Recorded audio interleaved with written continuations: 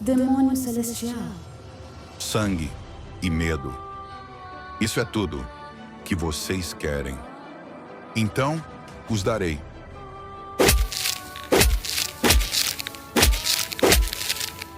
Tão fracos, tão tolos. Vejam, por si mesmos, o verdadeiro poder da arte demoníaca de amplificação de alma. Uma mão gigante sai do chão causando destruição. Logo ela se vira na direção daqueles guerreiros que tentam fugir, mas são esmagados em segundos. Um guerreiro questiona se era impossível derrotar o demônio celestial. Entretanto, o que sobra deles são um amontoado de corpos e pedregulhos, que são espatifafos pela mão, fazendo naquela noite chover sangue e pedaços de pessoas. E no meio disso o demônio celestial sorrindo, questionando se eram os últimos que ousariam desafiar ele. É tão silencioso. É uma pena que não posso aproveitar momentos como esse por causa da minha vida manchada de sangue. Ele sente uma dor no peito e cospe sangue. Esse era o efeito colateral ao usar a arte demoníaca de amplificação de alma. O poder que eu consegui ao consumir milhares de almas. Eu sabia que tinha um preço. Acreditei que poderia superar esse preço. O preço que nem os outros demônios celestiais conseguiram superar. Acho que foi minha arrogância falando. Da escuridão surge olhos observando ele, e aparece correntes da escuridão, que cercam ele e se prendem em cada membro do seu corpo. Prendendo ele, o celestial pergunta se queriam arrastar ele para o inferno. Ele quebra as correntes perguntando quem ousa tentar forçar ele a algo.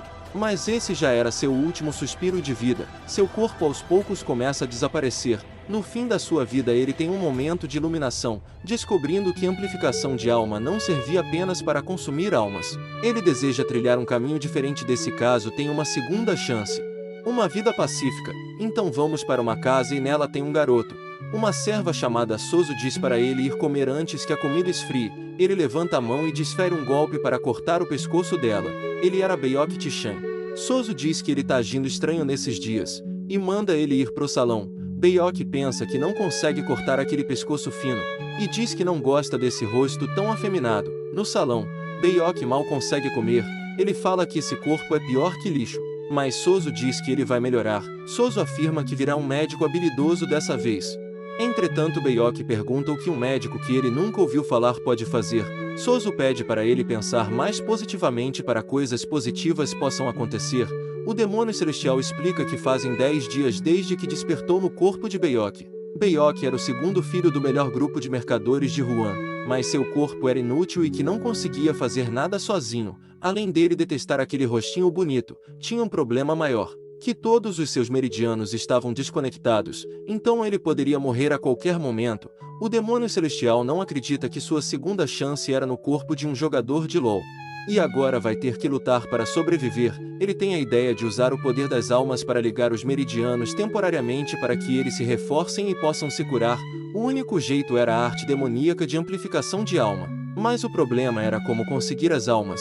Ele poderia só matar alguém e pegar sua alma, mas assim repetiria seus antigos passos, e ele não quer desperdiçar essa segunda chance. Então ele lembra do detalhe que descobriu sobre a amplificação de alma antes de morrer, e que se usar ela poderá atingir um novo nível nessa vida, algo que nenhum outro demônio celestial viu. Só. Quero sair hoje. Sério? Onde o senhor quer ir? Eu levo para qualquer lugar. Eu quero ir para uma casa de cortesãs. Para uma casa de cortesãs? Entendi. Soso fica surpresa com o pedido. Beok questiona o porquê da surpresa. Ela afirma que foi do nada, e que era melhor se ele fosse acompanhado pelo guerreiro Sheon. Soso diz que ficou realmente surpresa, então Beok convida ela para ir junto dele. Mas ela obviamente recusa. Ao entardecer, enquanto Soso arrumava Beok para ir, ela pensa que ele mudou nesses dias, que agora quer ir numa casa de cortesãs, e questiona se aconteceu algo com ele. Beok pergunta onde está o guarda que vai com ele. Soso afirma que ele já vai chegar, já que a rotina dele se resume a treinar e proteger Beok. Soso diz para ele não ser tão duro. Lá ele, consigo mesmo. Beok questiona o que ela quer dizer. E Soso explica que parece que Beok desistiu de tudo e pede para ele ter um pouco de esperança. O demônio celestial pensa que depois de ser reduzido a esse estado ele consegue sentir o que os outros sentem. E percebe que ela se preocupa com ele. Ele pensa que não era tão ruim esse sentimento, Então Beok nota que o guarda chegou. O guarda solta um grito avisando sua chegada. Sozo questiona como ele sabia. Beok pensa como não notaria uma energia dessa transbordando. Então o portão se abre, e o guerreiro Xion cumprimenta Beok. O demônio celestial afirma que aquele homem era uma espada. A sua energia era tão refinada que parecia ser vários guerreiros e que ele treinou arduamente para conseguir isso. O celestial percebe que essas pessoas não eram tão ordinárias quanto ele pensava. Ao anoitecer eles chegam no seu destino, a casa da flor perfumada. No portão Xion diz que vai esperar lá fora. E Beok pergunta por quê. Xion não entende. Beok questiona o motivo dele ficar ali fora. Ele diz que se algo acontecer, mas antes de terminar Beok corta ele, perguntando se ele consegue alcançá-lo lá em cima se algo acontecer. Então pare de falar e siga. Você pode se divertir também. Eu não posso... Você não pode o quê? Você não pode se divertir. Ou não pode seguir minhas ordens. É bom que possa se divertir e me proteger. Mas se não pode fazer isso, então, pelo menos fique perto de mim. Xion entende o recado e obedece. Então eles entram no salão, e são recebidos por várias mulheres. Beok pergunta onde está o guarda. Uma mulher diz que ele está perto das escadas bloqueando o caminho. Outra mulher oferece um pouco de bebida.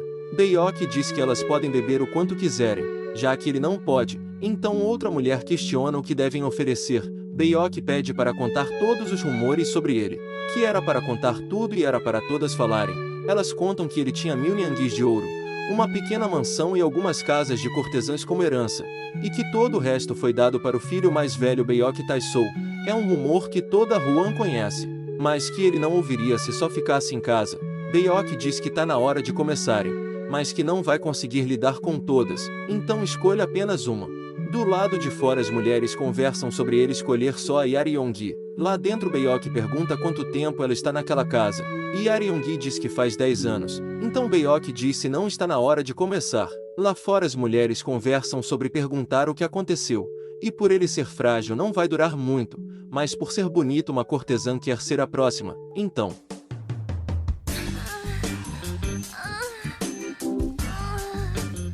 As pessoas ao redor ficam impressionadas com o barulho.